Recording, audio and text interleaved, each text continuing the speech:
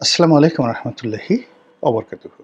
সম্মানিত দর্শক, আল জাজিরার সাবেক সাংবাদিক মেহেদী হাসান, অক্সফোর্ড গ্রাজুয়েট, তার সঙ্গে ডক্টর মোহাম্মদ ইউনূসের একটা সাক্ষাৎকার এই মুহূর্তে ভাইরাল হয়ে পড়েছে। সেই সাক্ষাৎকার নিয়ে আলোচনা করব।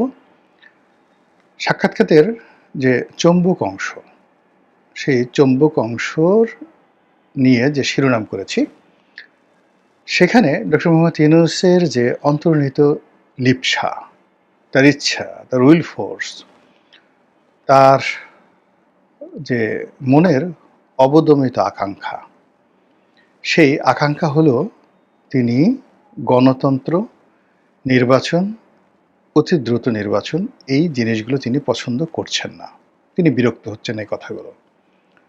২ নম্বর হলো যে আগামী ফেব্রুয়ারি মাসের প্রথমার্ধে ১৫ তারিখের মধ্যে, এবং যাকে বলা হয় আমাদের যে পবিত্র ঈদ উল ফিতর, সেই পবিত্র ঈদ উল ফিতরের আগে নির্বাচন হবে। এইটা যেভাবে তিনি প্রচার করছেন বা তার লোকজন প্রচার করছেন, তার অন্তরালে তাকে লোকজন আরও ৫ বছর থেকে যেতে বলছে। কেউ কেউ বলছে যে না, ১০ বছর আপনি থাকেন। অনেকে বলছেন ৫০ বছর আপনি থাকেন। বোঝার চেষ্টা করুন, ওনার বয়স এখন ৮৬ বছর। যদি ৫০ বছর হয়, তাহলে ওনার বয়স কত বছর হবে ওই সময়টিতে? মানে ৮৬ বছর, ৮৬ সাথে আরও ৫০ বছর, মানে আরও, মানে ওনার বয়স হয়ে যাবে তখন ১৩৬ বছর। আমাদের পাক ভারত উপমহাদেশ তো দূরের কথা, দুনিয়ার কোনো রাজা বাদশাহ ১৩৬ বছর বেঁচে রাষ্ট্র শাসন করে তারপরে কবরে গিয়েছেন আমি কারো নাম জানি না। আপনারা যদি জানেন আমাকে বলবেন। আমি তন্ন তন্ন করে সেই মিশরে গেলাম এই অল্প সময়ের মধ্যে, ফেরাউনদের জমানা দেখলাম। আমি সেই হযরত দাউদ আলাইহিসসালাম, হযরত সুলাইমান আলাইহিসসালাম খুব নামকরা রাজা ছিলেন, আব্বাসীয় খিলাফত ছিলেন। চীনের সবচেয়ে প্রভাবশালী সম্রাট শি হুয়াংটি, যিনি ১০০০ বছর বাঁচতে চেয়েছিলেন, তার ইতিহাস স্মরণ করলাম। কোথাও আমি ১০০ বছর ধরে জীবিত থেকে রাষ্ট্র পরিচালনা করেছেন এইরকম লোক দেখিনি। তো সেই ক্ষেত্রে ডক্টর মোহাম্মদ ইউনূসের পবিত্র মুখ দিয়ে, পবিত্র বদন দিয়ে যে আরও ৫০ বছর তাকে থাকার কথা লোকজন বলছেন, এই কথা তিনি প্রকাশ করেছেন। এবং প্রকাশ করতে গিয়ে তিনি যেহেতু ম্যাটিকুলাস শব্দটির উদ্যোক্তা, অঙ্ক ভালো বোঝেন, ইকোনমিক্সের ছাত্র, ইকোনমিক্সের টিচার, কাজেই অঙ্ক এবং পরিসংখ্যান এ দুটো তিনি বোঝেন না, বলা যাবে না। কাজেই তাকে যদি আজ থেকে আরও ৫০ বছর শাসন ক্ষমতা চালাতে হয়, তখন তার বয়সটি যে ১৩৬ বছর হবে, এটি যে তিনি বুঝেননি, এটা বলা যায় না। কাজেই আমি প্রথমত তার এই যে হায়াতে তৈয়বা, তিনি ১৩৬ বছর বেঁচে থাকতে চান, ১৩৬ বছর বয়স পর্যন্ত বাংলাদেশ পরিচালনা করতে চান, এজন্য তার জন্য দোয়া করছি। এবং তাকে আল্লাহ হায়াতে তৈয়বা দান করুন, তিনি এই দুনিয়াটা দেখুন। কিন্তু আমার আরও ৫০ বছর, আমার বয়স এখন যা আছে, আমি আরও ৫০ বছর বেঁচে থাকার কথা কল্পনাই করতে পারি না।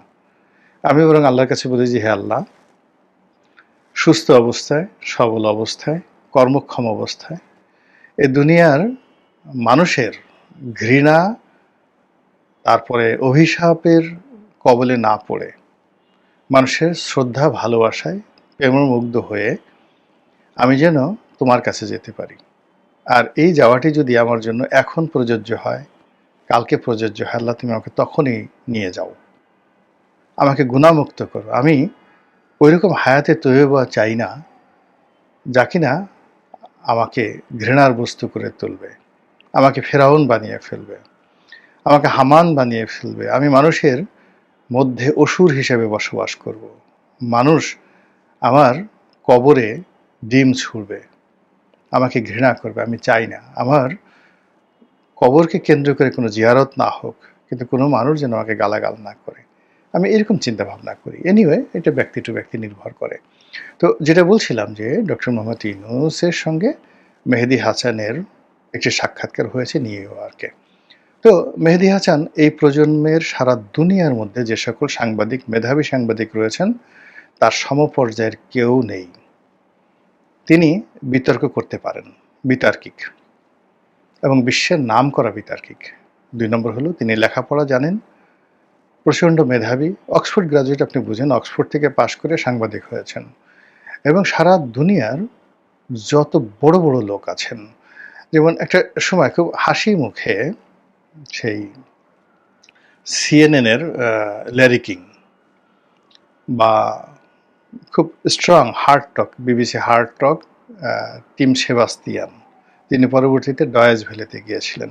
তো এই ৩ জন মানুষ যাকে বলা হয় খুব বিখ্যাত, খুব বিখ্যাত এবং অমরত্ব লাভ করেছেন সাংবাদিকতা, ইন্টারভিউ নেওয়ার ক্ষেত্রে।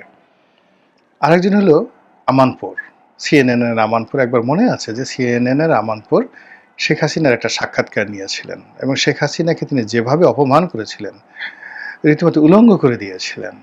নাউজুবিল্লাহ মিন যালিক, বয়স্ক মানুষ উলঙ্গ বলা ঠিক হবে না, তাকে খুবই বিব্রত করে ফেলেছিলেন এবং শেখ হাসিনা কথাই বলতে পারেননি তার সঙ্গে।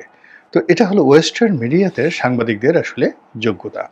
তো Christiane Amanpour, Larry King, Tim Sebastian, ওনারা যে সাক্ষাৎকার নেন, অথবা ভারতে করণ থাপ্পর, বিবিসির সাংবাদিক করণ থাপ্পর, খুবই নামকরা সাংবাদিক। মানে তারা যদি কাউকে ধরেন তার আর মানে রক্ষা থাকে না। আবার হাসতে হাসতে অনেকটা ল্যারি কিংয়ের চাইতেও আরও সুন্দরভাবে, যেমন রজত শর্মা, আপকে আদালত।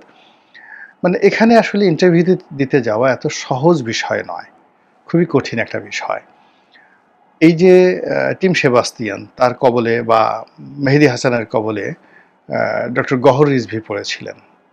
তো ডক্টর গহর রিজভীর অবস্থা টিম সেবাস্তিয়ান কি করে ফেলেছিলেন আপনাদের মনে আছে যে শেখ হাসিনার জমানাতে যখন তার ইন্টারভিউ নেওয়া হলো, তো গহর রিজভী আন্তর্জাতিক অঙ্গনে শিক্ষক হিসেবে তার অনেক সুনাম রয়েছে, শিক্ষা রয়েছে, দীক্ষা রয়েছে, কিন্তু তিনিও মানে এদের সামনে ইন্টারভিউ দিতে, মানে যাকে বলা হয় একেবারে রীতিমতো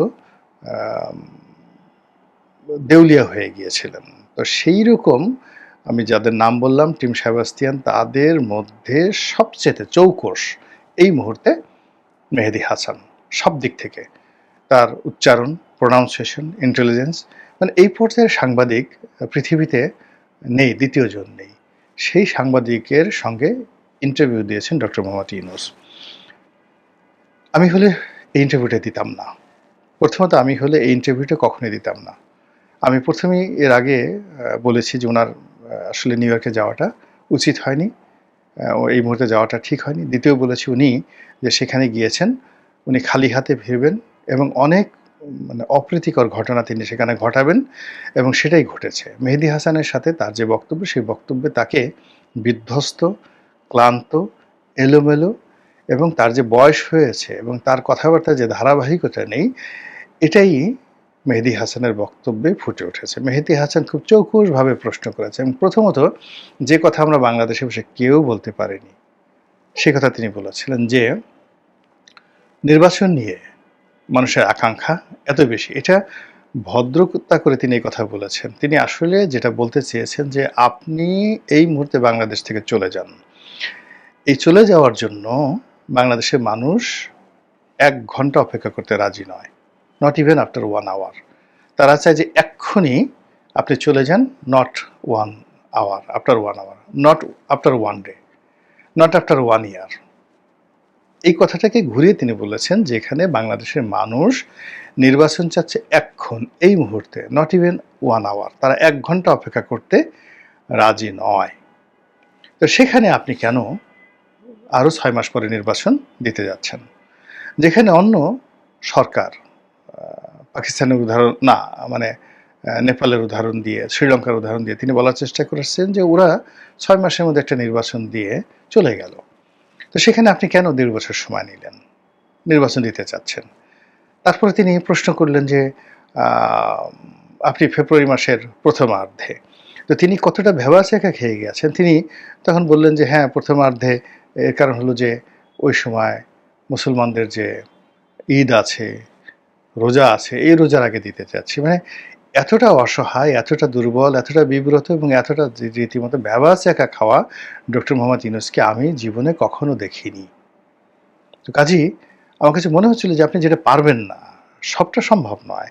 আপনি একটা সময় মোহাম্মদ আলী ক্লে, সে সারা দুনিয়াতে তার সাথে বক্সিংয়ে যাওয়ার মতো ক্ষমতা ছিল না। রিংয়ে নেমে আপনারা যদি মোহাম্মদ আলী ক্লের সেই দেখেন যে তার নৃত্য, মানে পুরো মঞ্চে তিনি যে নৃত্য করতেন বক্সিং করতে গিয়ে, এটা একটা শিল্পে পরিণত করেছিলেন।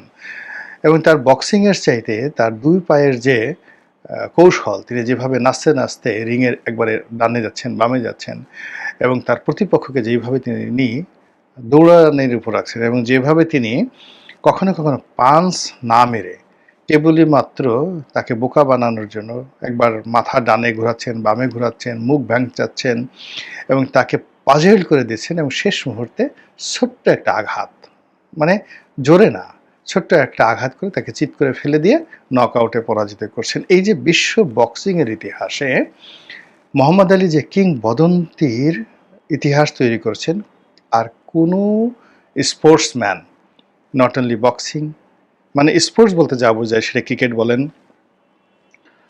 সেটা ফুটবল বলেন, কিন্তু মোহাম্মদ আলী কেলের মতো এইরকম ক্রেজ পৃথিবীতে কখনো তৈরি হয়নি। সেটা ম্যারাডোনা বলেন, মেসি বলেন, প্লে বলেন, যার কথা বলেন না কেন, তুলনা হবে না। তার ব্যক্তিত্ব, তার সততা, তার গ্রহণযোগ্যতা, তার জ্ঞান, তার স্মার্টনেস, ইসলাম ধর্ম গ্রহণ সব মিলিয়ে একজন অনন্য মানুষ। বয়সের কারণে তিনি ল্যারি হোমসের মতো একজন বক্সারের কাছে নির্মমভাবে পরাজিত হয়েছিলেন এবং সেই পরাজিত হয়ে যাওয়ার পর তার শরীর মন ভেঙে পড়েছিল এবং তিনি পার্কিংস রোগে তিনি আক্রান্ত হয়েছিলেন। আমরা তার সেই নির্মম অবস্থা দেখেছি। তো জীবনের একটা সময় আছে যখন থামতে হয়। ডক্টর মোহাম্মদ ইউনূস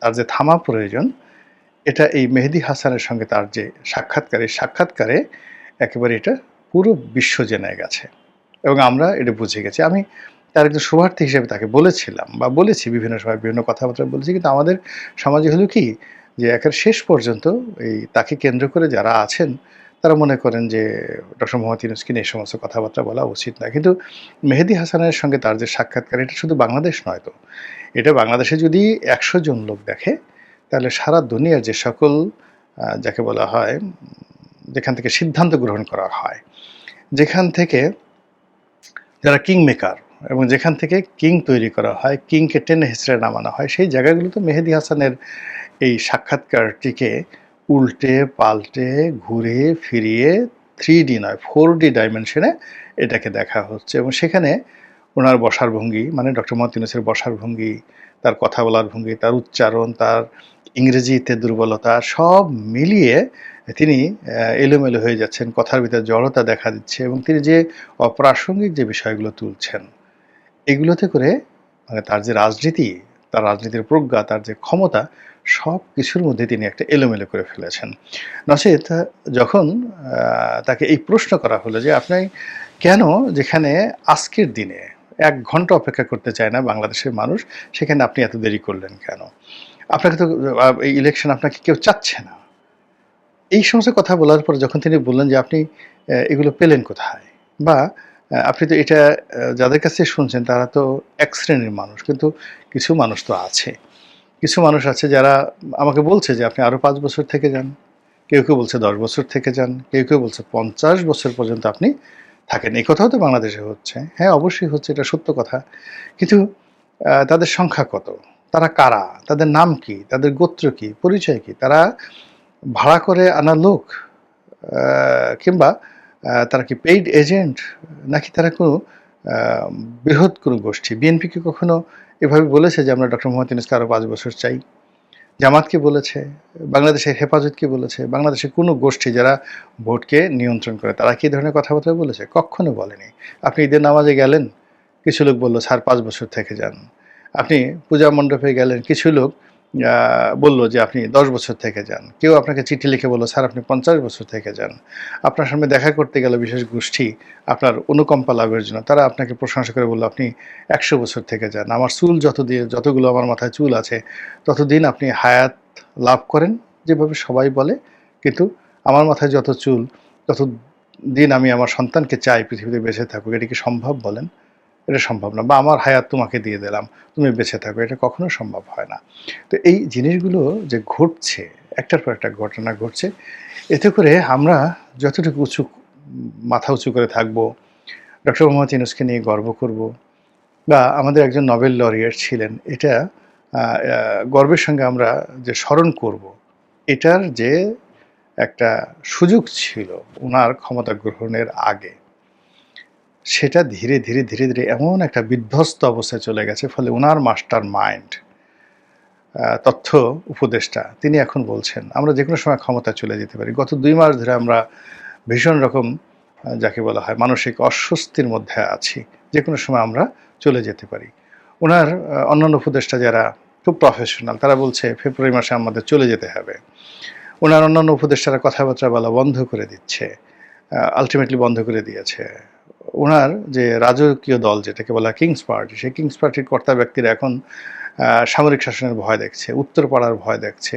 নানা রকম ন্যারেটিভ যেখানে বাংলাদেশে তৈরি হচ্ছে, যেখানে শেখ হাসিনার ভয় প্রবল আকার ধারণ করেছে, যেখানে তারেক রহমান সাহেব দেশে আসতে সাহস পাচ্ছেন না, যেখানে জামাতের আমির স্টপ হয়ে গেছেন, যেখানে চরমোনাই পীর সাহেব এখন আর আগের মতো সেই জিহাদি জোশে কথা বললেন না, তখন আমাদের ডক্টর মোহাম্মদ ইউনূস বিশ্বের সবচেয়ে মেধাবী একজন সাংবাদিক, তার সামনে গিয়ে যদি বলেন যে দেশের জনগণ তাকে আরও ৫ বছর ক্ষমতায় চায়, কেউ ১০ বছর চায়, কেউ ৫০ বছর চায়। বলেন তো, এই কথা শুনে হাসবেন, কাঁদবেন, নাকি আনন্দে নৃত্য করবেন, নাকি উনার জন্য দোয়ার মাহফিল বসাবেন? এই দায়িত্ব, এই কর্তব্য, এই বিষয়ে মন্তব্য করার ভার আপনাদের উপর ছেড়ে দিলাম। আল্লাহ আমাদের সবাইকে হেদায়েত দান করুন এবং হেফাজত করুন। আসসালামু আলাইকুম ওয়া রাহমাতুল্লাহি ওয়া বারাকাতুহু।